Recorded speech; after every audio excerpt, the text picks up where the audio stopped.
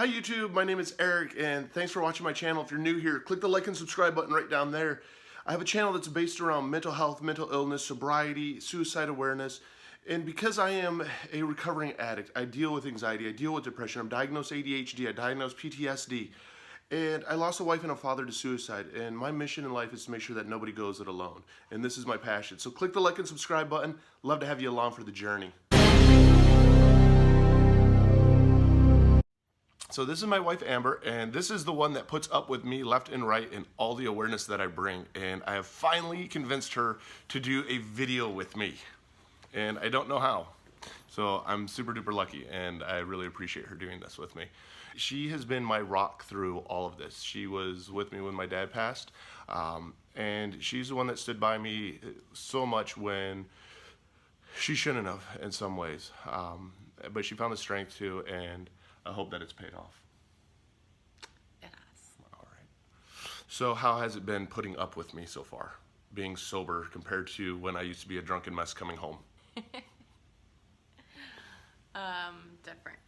How's that? It's definitely different. You're more alert. You're here. You're interactive and... Interactive how? You notice people like that are in the room. You're not just focused on what's in front of you. And I'm actually more enjoyable to be around because I don't feel like I am a lot of times. Like I feel like I'm really, really boring, and that's what I guess I'm not that boring. I feel like I'm really boring, and you put up with it. Like I'm not actually that boring. You're not that boring. Okay, cool. What are your biggest fears with me when I'm sober? Well, biggest fear it actually is when you willingly decide to go somewhere like the store, and before, when you would willingly decide to go to the store, you would be gone for way longer than you needed to be, and so now still that's a fear that you're going where you shouldn't be going. And I would come back with slushies. Yeah, who the hell needs a slushie at 11 o'clock at night? And I'd come back with like $40 worth of Taco Bell. And you would video record me walking through the door drunk as shit, stumbling and telling you that, no, I'm not drunk. I love you. You have to put up with me. This is the best. There was a lot of drunk mumbling, wasn't there?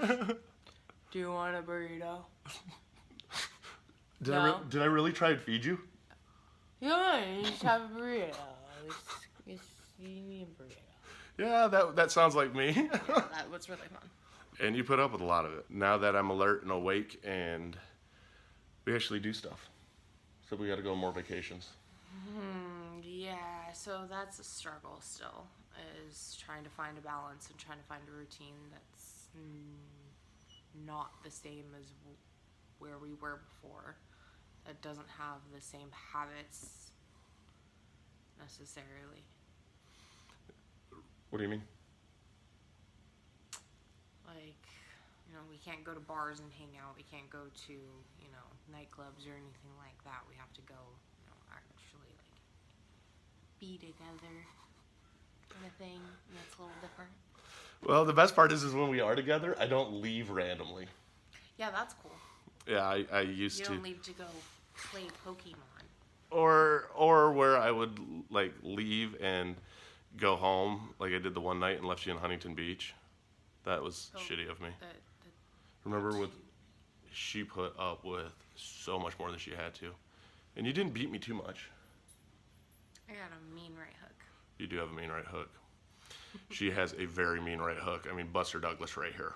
And she has, yes, beat me before, and it was all well deserved. I'm sorry. It's all right. I love you. As you're sweating. I am. I'm in a little bit of pain. And it's not from the mean right hook. It's from the tailbone. So she put up with a lot of this, but she had the strength. Why did you stay with me? Because I made a promise. I told you this. What was your promise? For better or for worse. We have almost been married 2 years, 6 months. Will be February. I did the math. 6 months? No, 2 years and 6 months. 2 years and 6 months. He's really good at math. So 1 + 1 is 5. For better or for worse, when you have to You have to take care of something in order for it to grow. You can't just have a flower and expect it to live forever if you don't water it. And this shit better fucking be worth it, right? Well, if you keep putting in effort, then yeah, it's worth it. Do I put in enough effort? Yes, you put in enough. Do I get like the world's greatest You husband ask sticker? a lot of questions to reassure yourself, but it's okay because sometimes you need it. Yes, I do. It's okay. Thank you. You do a good job. How was it going through with me with my dad? You were there. It was, you stood by me through that like I would have never expected you to. You don't leave somebody alone when they're like that. You don't just let them be. As much as they say, oh, leave me alone, I'm fine. They're not fine. You're not fine. You're not fine. As much as it's time consuming and a struggle and confusing and all the words that you just don't want to hear or deal with, it's nice to have somebody to just sit there. You don't have to talk. You don't have to do anything. Just sit there. Just be there. we actually do that really well. We can actually sit next to each other and have fun still, can't we? You're my Sheldon. Wow. If you didn't realize, yes, we watch a lot of The Big Bang Theory. And apparently I am Sheldon. That is awesome!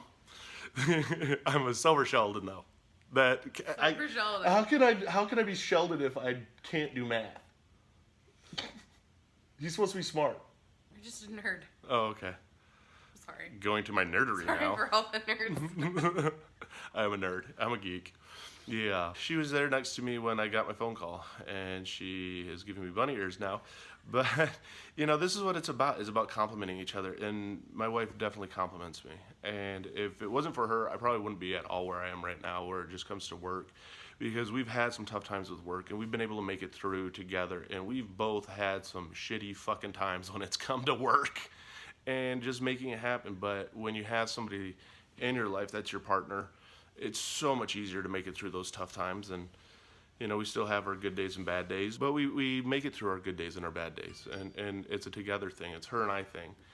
And she really is my rock. The days that I have bad days, I can talk to her about them. And the days that she has bad days, I have to learn to listen to her about them, because I'm not really the best at that still, am I? No. So. But trust me, if you're not feeling like you're being heard, it's okay to make sure you're heard. How do you make sure that I hear you? Go. Go ahead. What, that you are like, Elaborate. hey? Elaborate. You're very, very big on making sure that you're heard. Very Italian, I'm sorry. She's Italian, she has a very loud voice, and she likes to dance, and she's an amazing cook. Some of her communication is through cooking. I give her all the props in the world because she speaks her mind, and I'm not used to it, because she doesn't let anyone or any person, including me, dominate any kind of conversation. And when she wants to be heard, oh, she's heard. She's heard, and I'm sure the neighbors have heard, and the other neighbors have heard. But it's what it takes to have the communication, because we're not given a rule book and a guidebook on how to communicate together, especially when one of us, when we first met, I wasn't drinking super heavily yet. No. But I really did a fuck up job on the relationship, and then I had to kind of relearn everything, and she was patient as fuck with me. Like, patience. Patience is one word. I would say determined to make it work. You put in a lot of fucking work. You really did. We both did, but you did. You're my little flower I refuse to give up on.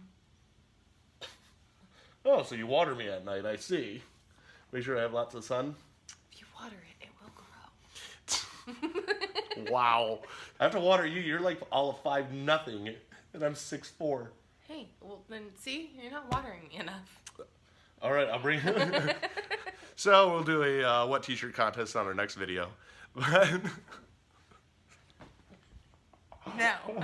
I just wanted to do just a short video with my wife, because it's really important for me to be able to show her off and have her be part of this, because she puts up with a lot of this. And yeah, she knows what it's like to come home and be like, okay, you just were on the road for 5 days, and oh wow, now you want to shoot a video.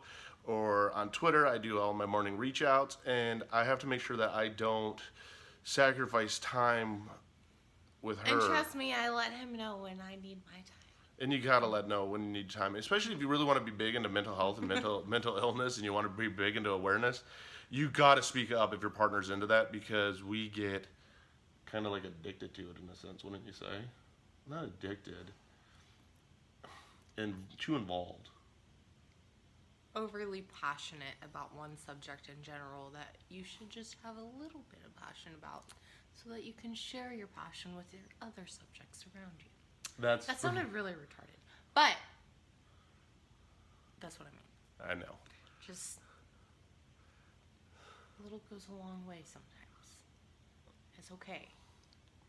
It's okay to love something. Well, I love you. Good. That's what you're supposed to say it back. I love you too. Thanks for watching this. I'm going to do more videos with her, and I really wanted just to do this to get her comfortable of sharing with me, because it's a bitch to go out there and actually share about things, because you're on the internet, you're on YouTube, and you get a bunch of views, and people are watching this, and it's a little bit scary. It's a little bit like, oh my fucking God. Oh, it's intimidating as hell. Uh-huh. It took me, 7 months to do a video with you? Yeah. Yeah. And if you've watched some of my other videos, you'll notice that I do record her when she's not looking. Which I just recently found out about, you guys, so thanks for watching. Well, thanks for watching this. We're going to do a lot more videos, and I'm going to have her share a lot more, because she's been through a ton, and she's been through a ton with me. And I share a lot about how passionate I am about bringing awareness. But if it wasn't for her and her support, I wouldn't be doing it. She really gives me the strength to do it, and she believes in what I'm doing.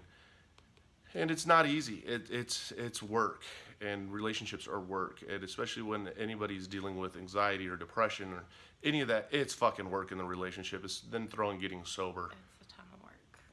Just don't give up, because the ending result is exactly what you're looking for. Dude, I'm so ending on that. That was strong.